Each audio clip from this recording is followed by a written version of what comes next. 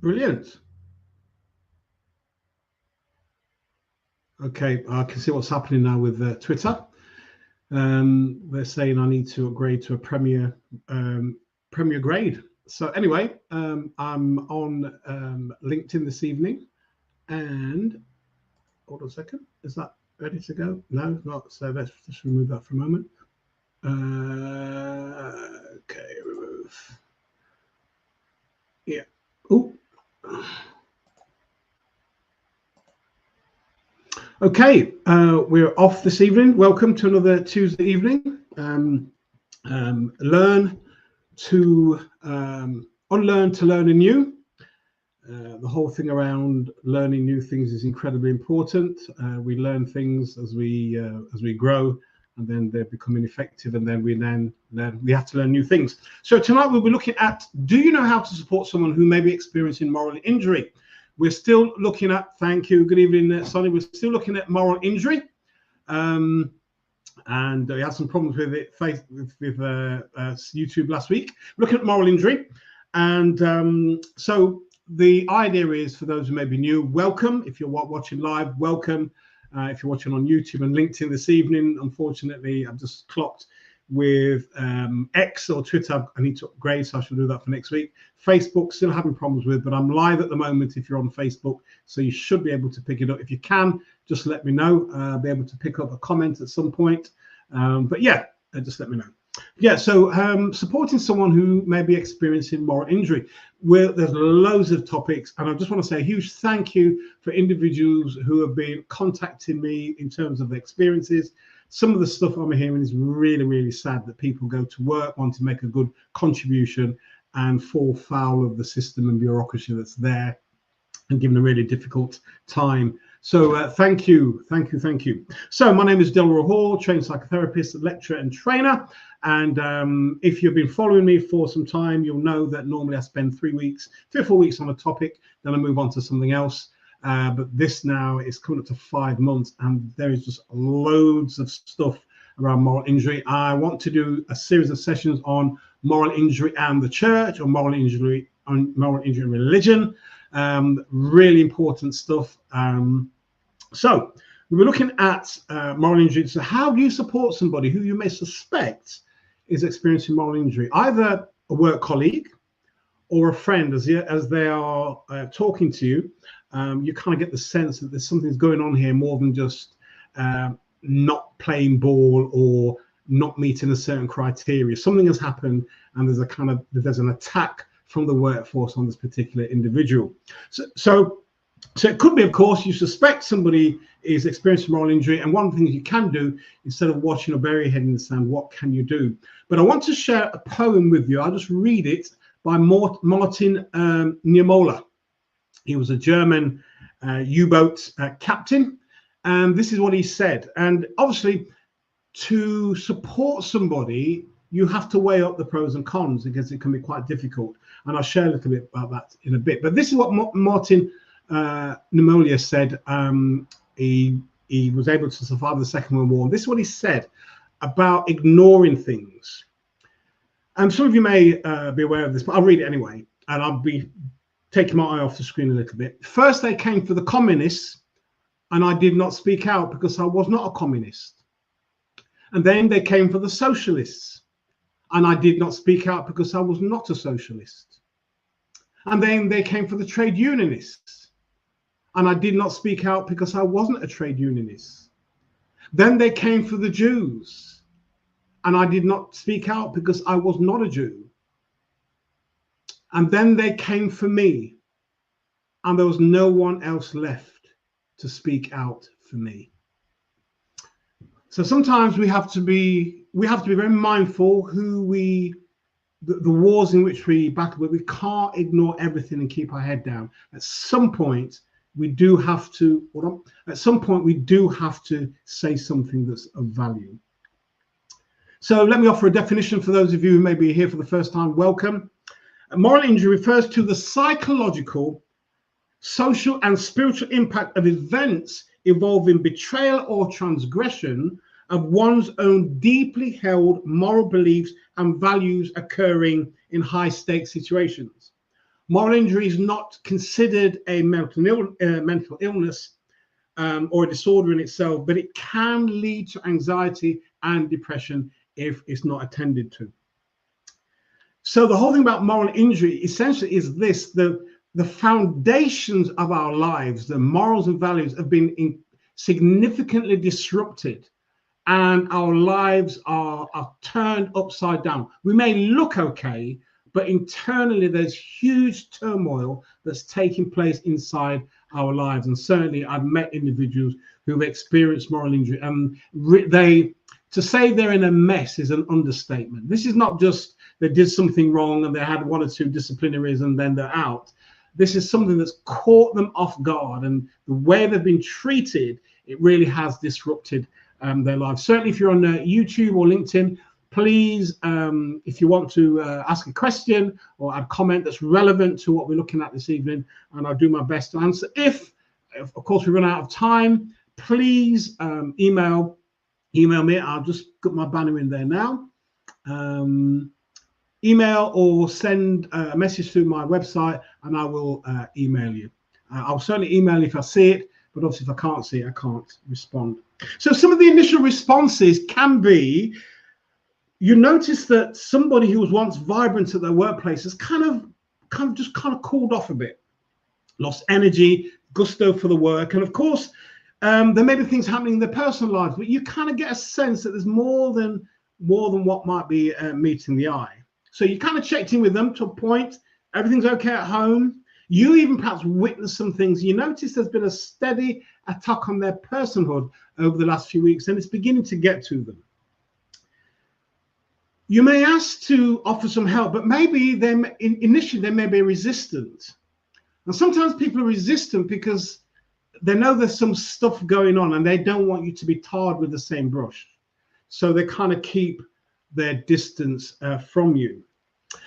It can be that you're a female worker, you've got aspirations, a very male, patriarchal, dominant workforce, and you're really showing signs that you want to move forward. And in the process of moving forward, you're ruffling some feathers and it's not liked, and that can be very difficult for you. Worse still, if you reported somebody for unprofessional contact. And this is not about gossiping or dropping somebody in it, but you see practices that are not what you signed up for, and the organization's reputation is on the way in which it behaves and so forth. And I want to say this, and some of you may think what I'm saying next is really uncalled for, but some of the organizations, how we see them operate, no women on the board, no people of color on the board, they are operating the way that they are designed to operate. It's as simple as that. Sometimes we think it should be fair and all the rest of it, but it's operating as it's designed to operate. Now, it doesn't mean to say you can't change it, but certainly change it. I remember I was at something last week and there was an African-American woman, 7,500 employees in the organization. And when she walked in to the boardroom, she was promoted. She was the only female and the only person of color. And it was daunting. And she said she felt like running out, but something said to her, I belong here. And she made the comment that when the George Floyd happened, the CEO contacted her to find out whether the press release was newsworthy and so forth. And she said, isn't it a shame that out of 7,500 employees, I'm the only one you can call and speak to? So sometimes when we see organizations, that they are functioning how they were designed. But of course, we need to do something about it. If you maybe wanting to help a male worker and he will say, look, it's nothing, I just need to man up, suck it up, sort it out, that's how it is.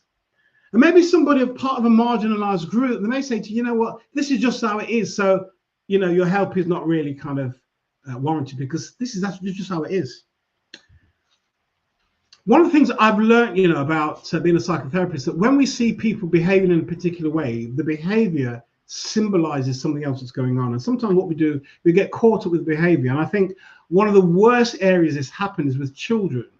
I believe some of you have been listening to the news, the incidence of children not going to school since the pandemic has gone up by something like 21%. the amount of children not going to school since the pandemic. What is that behavior about?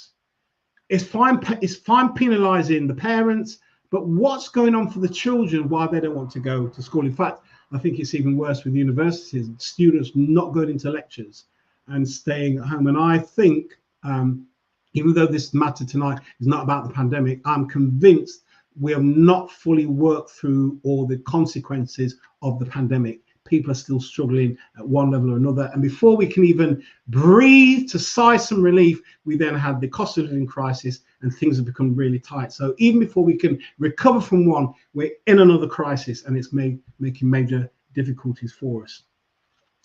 So the whole thing around children quite often is neglected and so forth. And one of the things, as I kind of was looking through people's refusal of help, you know, even on a personal level, I read something or I heard something during the week. There was an individual whose friend was going through a really low time, didn't really want to talk. And his friend said to him, said, look, listen, I will call you every morning at 8:45. If you want to pick up, pick up. If you don't want to pick up, I'll respect that. And this guy did it. He phoned for weeks at 8:45 every single day. And one day his friend picked up and he was in a position to talk about what was bothering him, what was going on. So sometimes we can kind of help people in various ways. I would also say that if you're going to help a work colleague, it might be best that you do it outside of your workplace and not where you actually work, because you might be surveillanced. I'll just say this where children are concerned. Reprimanding children without solutions or find out what's going on, empathy, only compounds matters. And don't we see it with children being excluded, children kind of maybe turning up to school but disconnected from the education process? Being reprimanded without understanding, empathy, or solutions only compounds and makes things worse. So what some signs are you going to watch out for as you're kind of with your work colleague? One of the things you may see is, or they may begin to talk about guilt. This is ruminating that they shouldn't have done something or they should have done something. And sometimes it's what people have said and they've internalized it, and then they start to think that they shouldn't have done something or they should have done something. Worse still, if you've made a proper call, the organization refuses to acknowledge it, and even though you've done something right, you're made to feel that you've done something absolutely wrong. Shame, as we spoke about, there can be shame around being told about your performance. You're somebody who's highly skilled, you're professional, you're on it, you're diligent, you work hard, you meet the targets, you meet results, and now your performance is being questioned. And quite often when your performance is being questioned, no solution, no evaluation, no further training, it's just it's not even a critique, it's a criticism. And I'll show you the difference. The criticism quite often coming from a place to do harm. Critique is that you're looking at it to improve it. So if somebody's critiquing your performance, it means they want you to do better. But if they're criticizing, it means that in one sense, they've got the daggers out and they're going for you, especially if they're not offering any solutions. One of the things I learned, somebody shared with me years ago, it is great and it's easy to criticize, but what solutions are you going to offer the individual you're criticizing to make them better? And every time that I've heard somebody, it starts off with, we have concerns about your performance. Now, I'm not saying it doesn't happen. I'm sure it does, but I've not heard it where the organization or the manager or the leader said, yes, we're concerned about your performance. What we will do, we will put on some extra training, or we'll put on a training course for you, or you'll need to attend the training. I don't hear that. We have concerns about your performance. And when I hear that, I think, you know what? It's a slippery slope and it's going downhill. One of the things, of course, somebody who might be calm, you're seeing moments and expressions of anger because they're feeling got at, and who do I talk to? Who do I trust? And one of the things you may see is also as well, individual may be suffering from moral injury is self-sabotaging behaviors.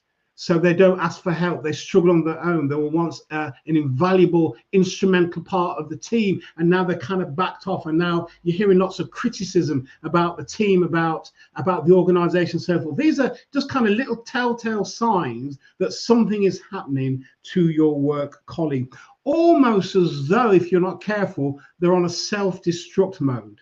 So these are some of the telltale signs that you might see. And one of the things, of course, is a lack of trust. They no longer trust the organization. They no longer trust their team. They don't trust their manager. And if you're not careful, they don't trust you either. Almost as though they're paranoid, that they don't trust everybody. It's a bit like, I know I've been in positions sometimes when something has happened, and then I turn up thinking everybody's heard about it. And the reality is quite often they haven't. But your mind thinks, and then you're very wary of talking to people because you talk to them, but you talk to them very guarded. You know, do they know they're not letting on? So moral injury is a trust issue, especially where people are in authority and power and have power, and they can do something different and they don't. It's almost as though they allow you to languish in the difficulties that you're in. And one of the things, of course, is where you see people experiencing moral injury is home life can be disrupted. And partly because they don't want their family members to know that things are happening at work. That's very much quite often it's a macho thing, a male thing. This is a quote that I've shared in the newsletter and on the daily quotes. Richard Rohr, Jesuit priest, said this, and I've got a little addition to it. If we do not transform our pain, we will most assuredly transmit it. And he says what we do, we transmit it to our loved ones, people closest to us, our friends, and the most vulnerable children. This is what I also say. If we do not transform our pain and we don't transmit it, and it stays locked within our bodies, that will lead to illness. That will lead to all forms of illness. So what can we do to offer support as we see somebody? I would say be careful, listen well and be present. Possibly do this support outside of work, because it could be that your friend needs a support, but they may say to you, look, we can't do this in the place of work, because if we do it in the place of work, it's going to be dangerous for you. This is my issue, and I'm really grateful for the support you're giving me. And I've said before, never underestimate the power of your presence, you being there with them. Because one of the things when we're going through difficult times, and certainly with moral injury, people feel that they're on their own. But it's letting people know that you're with them, you're supporting them, and you have their back. Ask the person to share what has happened to them. And I love this quote by Maya Angelou. This is what she says. I've used it, I think it was last week. Fantastic quote. I don't know if I can get it up. Let's see if I can get it up for without causing too many difficulties. Ooh, let's see.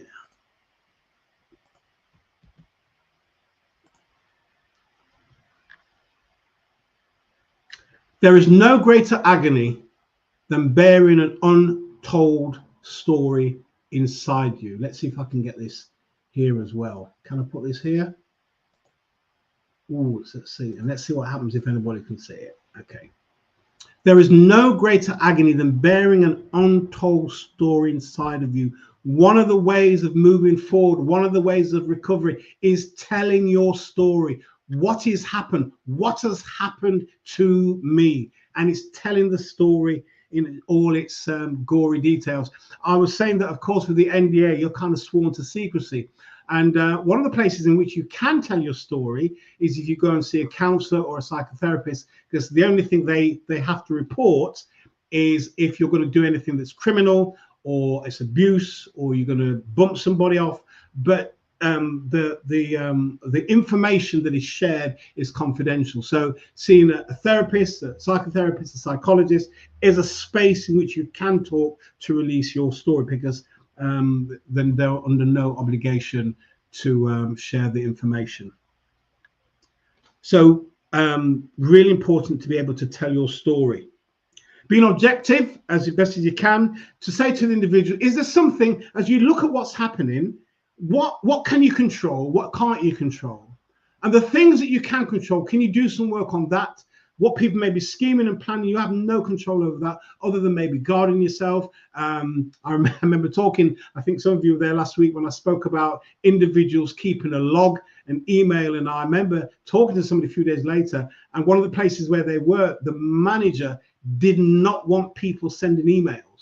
And I will say to individuals, you send, even if the person doesn't open it or respond to it, you send the email to say that you've been doing something consistently, but it's not been addressed.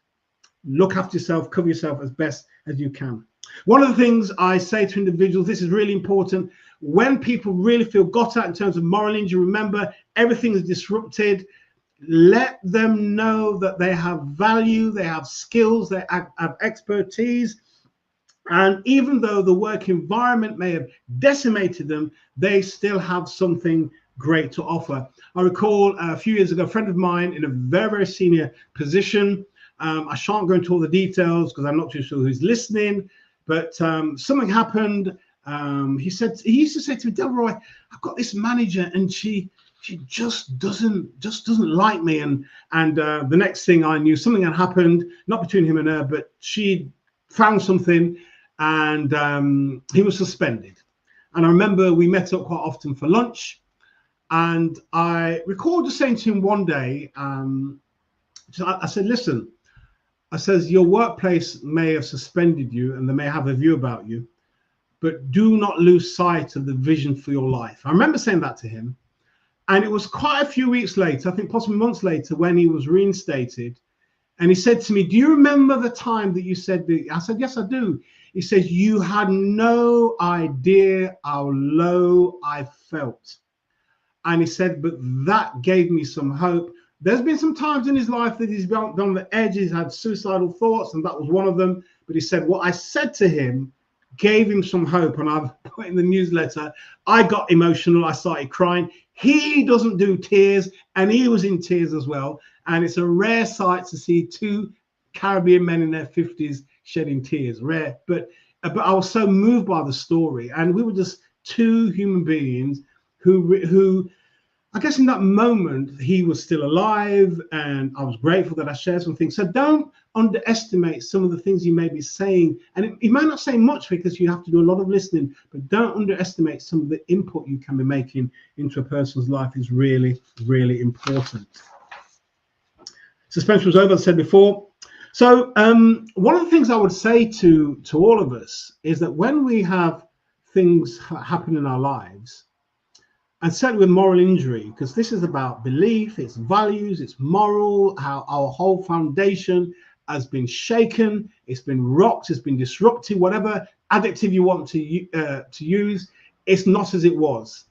One of the things that we really need to be able to say is, what meaning does this experience have for you? We all have experiences, but one of the reasons why we don't learn from much of them, we don't reflect on them. We're on to the next thing as quickly as possible. And I'm thinking, no, you're sitting on a gold mine that if you mine it well, it will give you great insights about life, about people, that make you a better individual. But when we have these monumental experiences in our lives, and we're quick to move on to the next thing, we've missed something that's really, really important. So what meaning does this have for you? Viktor Frankl, who wrote that excellent book, Man's Search for Meaning, Hungarian psychiatrist who survived 4 prisoner of war camps. This is what he says: we are meant to become our truest selves by finding meaning in our lives. Finding meaning in our lives has nothing to do with what we can acquire, the things that we acquire, materialism, the latest car, the latest phone. That doesn't bring meaning. But he says we become our truest selves by finding meaning in our lives. And he said they come in 3 places: work, love, and our attitude in the face of horrific suffering and difficulty. That's where we kind of know where we are. Work, love, and the attitude we have when we're facing suffering and difficulty. He would know, of course, because he survived 4 prisoner of war camps. And I can't remember who it was. It was somebody who'd wrote in quite some time ago in the early stages of moral injury.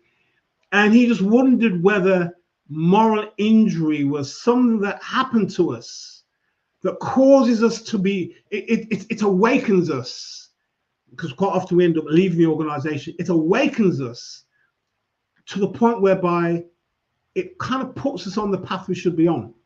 Because one of the things I do know, lots of people, they're in workplaces, they hate the work, and they're going each day, each month, and they hate the place, and they say, I can't leave. But when we have a crisis where our lives might be threatened, I tell you how quickly we leave. And certainly if you've been pushed, it's almost as though we can be being pushed in a direction that we'd not planned for, but something that really helps us in terms of moving forward.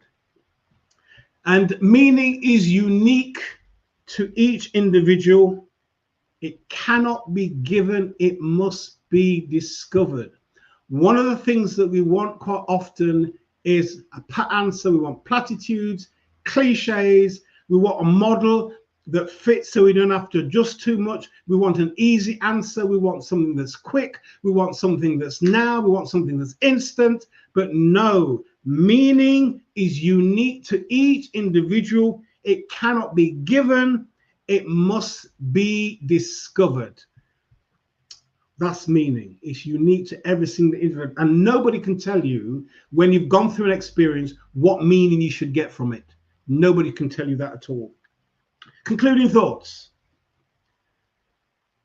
Supporting colleagues is possibly one of the best things you can do. Sometimes it's not so much having pat answers, nice answers, cliches, platitudes, and so forth. You're just there for them, even if it means you support them as the organization pushes them out through the door.